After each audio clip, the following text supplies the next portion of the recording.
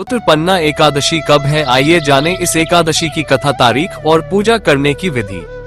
युधिष्ठिर ने पूछा, मधुसूदन, श्रावण के शुक्ल पक्ष में किस नाम की एकादशी होती है? कृपया मेरे सामने उसका वर्णन कीजिए। भगवान श्री कृष्ण बोले, राजन, प्राचीन काल की बात है। द्वापर युग के प्रारंभ का समय था। माहिष्मतीपुर में राजा महीजित अपने राज्य का पालन करते थे, किंतु उन्हें कोई पुत्र नहीं था, इसलिए वह राज्य उन्हें सुखदायक नहीं प्रतीत होता था। अपनी अवस्था अधिक देख राजा को बड़ी चिंता हुई। उन्होंने प्रजावर्ग में बैठकर इस प्रकार कहा, प्रजाजनों, इस जन्म में मुझसे कोई पातक नहीं हुआ है। मैंने अपने खजाने में अन्याय से कमाया हुआ धन नहीं जमा किया है। ब्राह्मणों और देवताओं का धन भी मैंने कभी नहीं लिया है। पुत्रवत प्रजा का पालन किया है।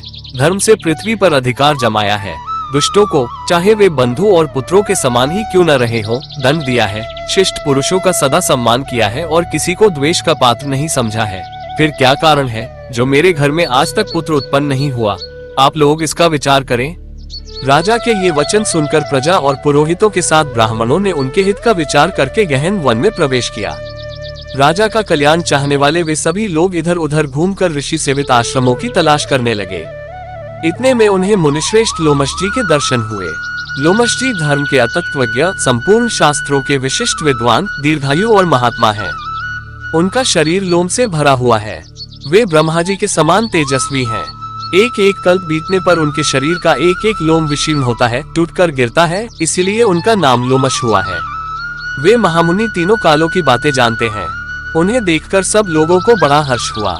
लोगों को अपने निकट आया देख लोमश जी ने पूछा, तुम सब लोग किस लिए यहाँ आए हो? अपने आगमन का कारण बताओ। तुम लोगों के लिए जो हितकर कार्य होगा उसे मैं अवश्य करूँगा।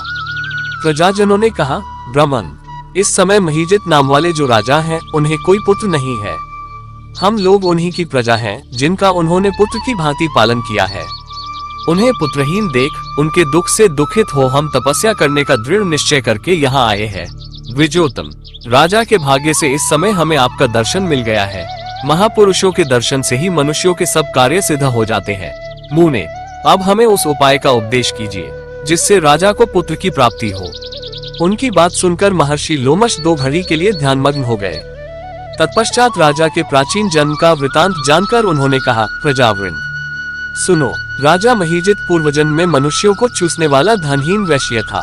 वह वैश्य गांव गांव घूमकर व्यापार किया करता था। एक दिन ज्येष्ठ के शुक्ल पक्ष में दशमी तिथि को, जब दोपहर का सूर्य तप रहा था, वह किसी गांव की सीमा में एक जलाशय पर पहुंचा। पानी से भरी हुई बावली देखकर वैश्य ने वहां जल पीने का विचार किया। इतने में वहां अपने बछड़े के साथ एक गौ भी आ पहुंची। वह प्यास से व्याकुल और ताप से पीड़ित थी, अतः बावली में जाकर जल पीने लगी। वैश्य ने पानी पीती हुई गाय को हाँककर दूर हटा दिया और स्वयं पानी पीने लगा। उसी पापकर्म के कारण राजा इस समय पुत्रहीन हुए हैं। किसी जन्म के पुण्य से इन्हें निष्कंटक राज्य की प्राप्ति हुई है।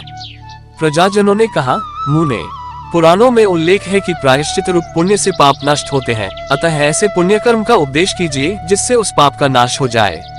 लोमश जी बोले, प्रजाजनों, श्रावण मास के शुक्ल पक्ष में जो एकादशी होती है वह पुत्रदा के नाम से विख्यात है।